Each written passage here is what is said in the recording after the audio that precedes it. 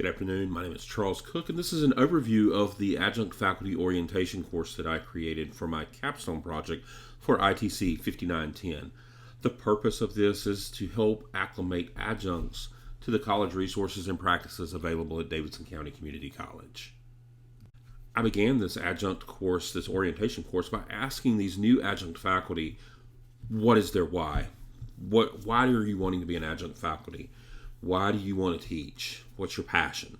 And that was something that I really wanted to explore, and I wanted them to explore before they began the process of picking up all of this new knowledge. The outcome for the course, I wanted adjunct faculty to experience an increase in collaboration with peers within the various areas of the college. Through this course, that was going to be possible. Cultivation of culture that brings adjunct faculty to the core of the college environment, exposing them to emerging and teaching and delivery methods, enhancing adjunct faculty awareness of best practices and principles, and providing the resources to help adjuncts utilize college resources. There are so many things that adjuncts aren't aware of that they need to know. Things as simple as entering grades. When you come in as a new adjunct faculty, that's not something you necessarily know. So it's important to help them acclimate to that environment. The purpose for this assignment is kind of sixfold.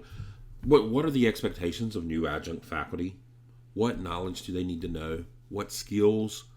What's our best practices? What resources are available to them? And then to create that learning community. All of these were going to be key components of what I wanted to create through this capstone project. So when I did this what is your why assignment, I could have done it really easy as a discussion board, and actually I did put it into Moodle as a discussion board to start with, but that was only to grab the grade. Just straight from the start, I flipped the script on these guys. I said, hey, this is going to be different. We're going to use Flipgrid. You're going to have to record audio, video, your presentation of what is your why, to tell me why you're passionate about becoming an adjunct instructor. What lit your fire to be an adjunct instructor here at Davidson County Community College? So right from the get-go, they knew this course was going to be different. It wasn't going to be your standard, hey, fill in the blank course, take this short quiz. They were going to have to be involved. They were going to have to be engaged. And things were not going to be the status quo. One thing you learn from being an adjunct faculty is what works and what doesn't work. What doesn't work is Blackboard Collaborate. That's one of the resources that the college has that can be utilized by faculty for interaction with students to do the Blackboard rooms, Blackboard Collaborate. Those don't necessarily work. So from go, I put Zoom out there and said, hey, if we're going to do anything asynchronous, we're going to use Zoom. This is going to be our alternative for face-to-face meetings. And I explained what Zoom could do, and I provided them with the videos and the resources available so that they could also learn more about the practical aspects of Zoom and how that it can be integrated into their own virtual classrooms. As adjunct faculty, we don't necessarily keep office hours, and by using a program or a resource such as Zoom, we're able to offer that to our students, to students who wouldn't otherwise have access to us. You'll notice that I jumped from the introduction straight to Module 2. That's because Module 1 it isn't designed yet. It's going to be a future iteration. It's going to be where our college president, where our registrar, where the vice president of academics, where they can record some videos and some welcome type information for new adjunct faculty. And I wanted to leave that spot available for them because that's important for new adjuncts to know that they're supported by the administration and that they feel welcome and know that they have the college's ear. They have those resources there. Those are people they might not ever meet as an adjunct. So that is why Module 1 is skipped. We move straight to Module 2. And what you're seeing here is a Google toolkit. I went through hours and hours of watching videos to find the best videos on how to use the tools that we use at the college. I wanted to make sure that I had items that were there that were going to be good, positive resources for our adjunct faculty. We don't have time to waste time. We don't have time for laissez-faire stuff and to look at videos that don't work. We want to know what works with the software that we have available. Our college utilizes Google. We utilize Google Calendar, Google Mail, all that suite. So I wanted them to have the tools available, because that's the one thing they didn't do when they rolled this out. They didn't provide the tools to teach everybody how to use it. So I went through and curated that, and then I went through and curated other digital tools that could help them in their classroom. Flipgrid, we talked about it earlier.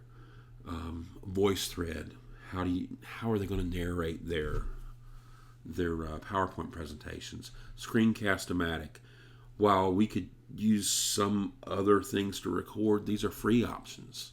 These are things that work, that are free. Getting started with SoundCloud. How can you podcast your lectures?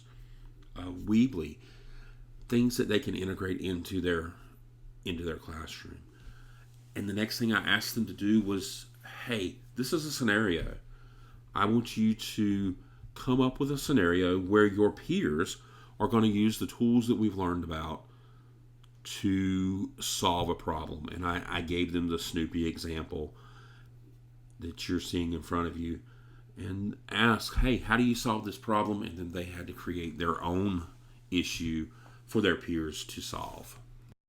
In Module 3, I provided them with resources for the things that they would use in the college setting. How to set up their gradebook in Moodle, completing college censuses, how to do starfish surveys, how to do their rosters, and how to use eTrieve. Some of these were curated videos. Some of these I had to go back in and recreate videos myself.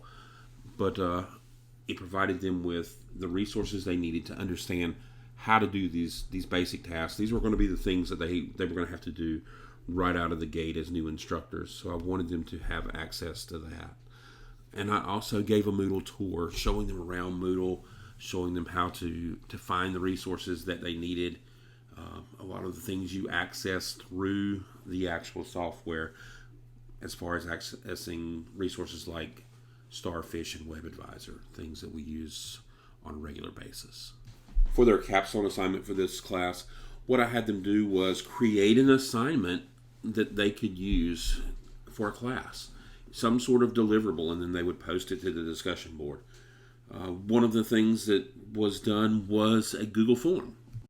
One of the instructors created this Google form. It's a student evaluation form, and he's using this to help him with his grading of the students, to know how they're doing in the course. So why is this important? For me, it's because I'm a member of the Center for Teaching and Learning. I'm on the advisory board there. And adjunct faculty just don't have the same access to resources as their peers. They don't always have that access. There's a lack of presence on campus. It means that expectations may not be immediately known. They might not know they have to enter E's. They might not know exactly how to enter grades when things get cattywampus with multiple sessions showing in the same course number. Little oddities like that make it difficult. There's a necessity for a mechanism that cultivates cross-curricular peer support. We have to have these faculty learning groups. We have to be able to talk to each other and utilize resources from our peers. We don't all teach the same. We don't all have the same background, and that cross-curricular learning helps us to overcome some of that. In order to understand where this project needed to go, what I did was lots of interviews, talking to different faculty members, lots of research looking at how different software was integrated, and then curating the videos in a lot of cases to explain how to use that software. It wasn't necessarily that I needed to recreate the wheel. I just needed to draw the roadmap. What's left to do with this project? It still needs some additional tools. We still have to do the Module 1 recordings for the value of adjunct faculty. A larger test group is by far one of the things we need to do, and maybe even integrating with some full-time faculty. And finally, I feel like we need to have the integration of some more teaching practices. That was something that wasn't necessarily brought into this per se, but it would be a valuable component.